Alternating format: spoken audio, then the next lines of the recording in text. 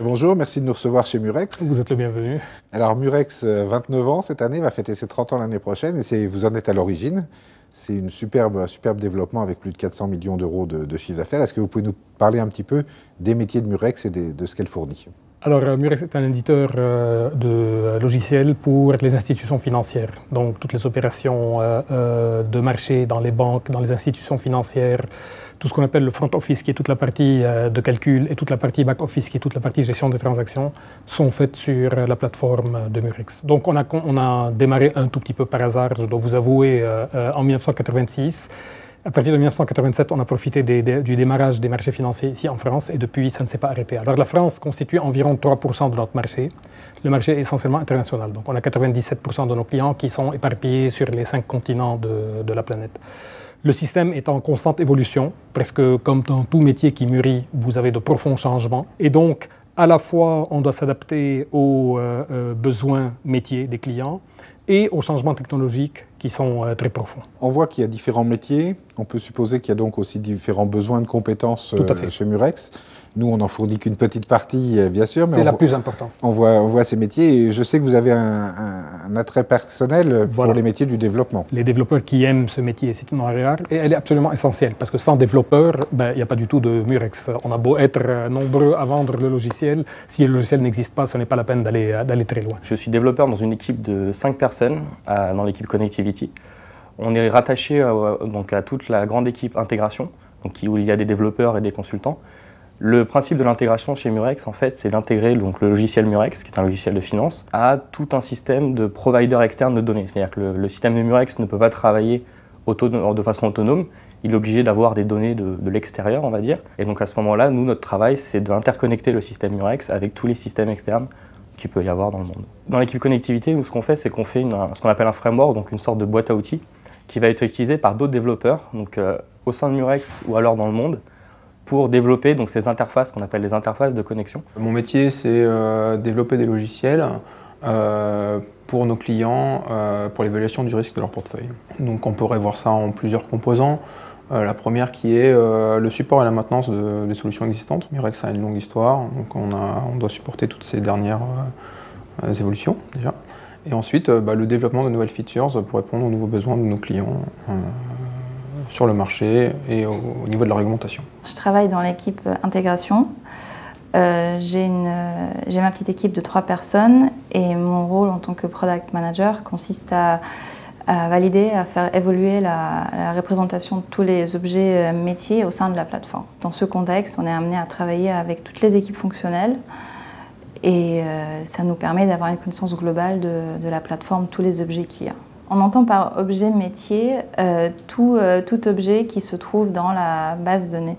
Donc que ce soit un objet financier comme une security des bonds par exemple ou non financier, compte partie, portfolio. Pareil pour que ce soit contrat ou package ou les différentes actions, les types d'actions qu'on puisse faire sur ces différents objets. Tout ça est peut-être un objet métier dans la plateforme MX. Je suis donc à Murex responsable de l'équipe expérience utilisateur. Voilà, c'est une petite équipe qui travaille en étroite collaboration avec l'équipe interface utilisateur, UI. Notre mission, elle est assez simple, c'est faire en sorte que l'ensemble des écrans développés par les 300 personnes qui font du produit ici aient une bonne expérience utilisateur pour le utilisateur final, pour nos traders, pour les personnes du back-office. Et donc, c'est essentiellement la usability, enfin l'utilisabilité de l'écran.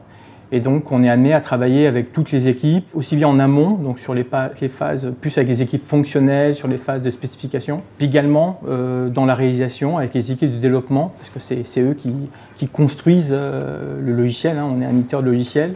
Donc la matière première, c'est eux qui la manipulent et c'est eux qui produisent le résultat qu'ensuite utilisent nos 40 000 utilisateurs quotidiennement. C'est vraiment un métier industriel dans le sens tout à fait classique du terme.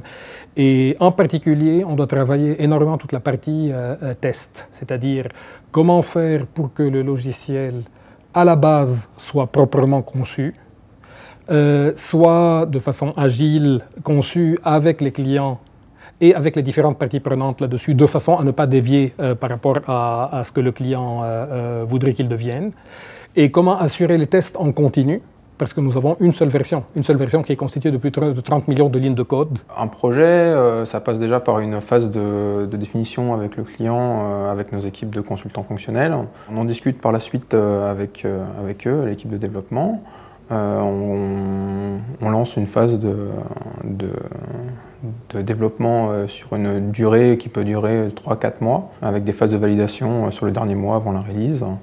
Et ensuite, ça part en production et sur laquelle on va faire de la maintenance, ajouter des améliorations et surtout voir avec le client comment évoluer sur cette feature. Une fois qu'on a adapté les objets métiers, il faut aussi trouver un moyen pour faciliter la communication avec les différents systèmes externes du client, parce qu'en fait, un objet métier, c'est bien qu'il soit dans la plateforme, mais comme en général les banques, les organismes financiers, ils ont plusieurs systèmes, il faut aussi que ces objets puissent être que les différents systèmes puissent communiquer entre eux. Quelles compétences ça demande à ces jeunes que vous allez recruter? Le désir d'apprendre, qui ne doit jamais s'éteindre. Le désir d'apprendre, parce que bon, ils vont avoir à apprendre un tas de choses. Qu'est-ce que c'est que le métier de nos clients, la finance, comment adapter leurs connaissances à ce métier-là, comment s'adapter aux changements de technologie qui, eux, sont permanents. Deuxièmement, si vous voulez, c'est l'esprit d'initiative. L'esprit d'initiative est très important, si vous voulez. Dans une société même assez grande comme la nôtre aujourd'hui, il est important que la personne puisse être un tout petit peu autonome. En fait, la part finance, il ne faut pas en avoir peur dans le sens où Murex sait que quand on fait des études de développement en informatique, on n'a pas de finance ou très peu, même si l'EPITA a ouvert des branches un peu finance.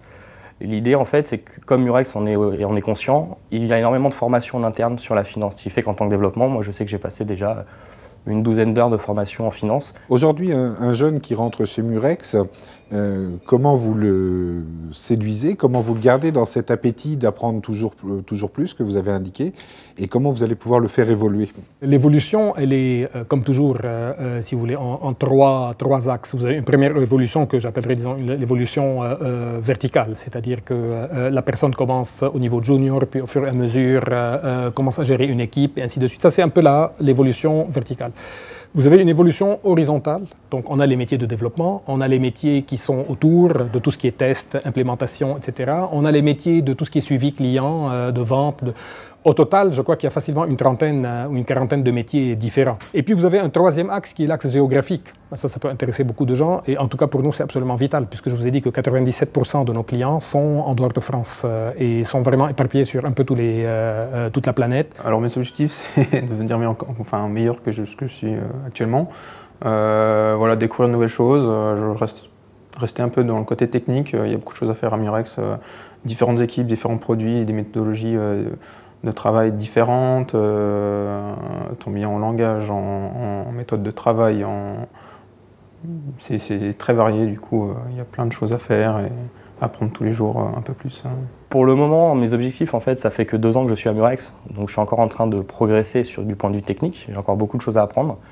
Mais après, dans l'idée, c'est sûr que ça va être plutôt, pourquoi pas manager des projets, ou alors, je ne sais pas encore, mais Murex est une entreprise de finance, où je suis aussi en contact avec la finance tous les jours, donc pourquoi pas passer plutôt du côté finance, et donc plus sur des postes de consultant en finance, ou ce genre de choses. Pour terminer, est-ce qu'il y a des choses que vous avez appréciées particulièrement chez les collaborateurs issus d'EPITA et qui vous incitent à recruter d'autres EPITA? Écoutez, je vais vous dire, vous avez un niveau informatique qui est très bon.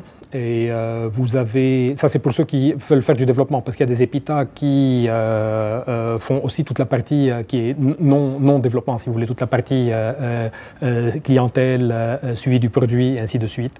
Mais pour la partie développement, je ne peux que les encourager. Il y a une expérience que j'aimerais faire, mais je ne sais pas si jamais elle donnerait de bons résultats. Je ne sais pas s'ils seraient d'accord eux-mêmes, les bons développeurs de l'EPITA, c'est de les fendre en deux de façon à doubler le nombre. Mais merci beaucoup pour ce moment et puis à très bientôt dans nos locaux.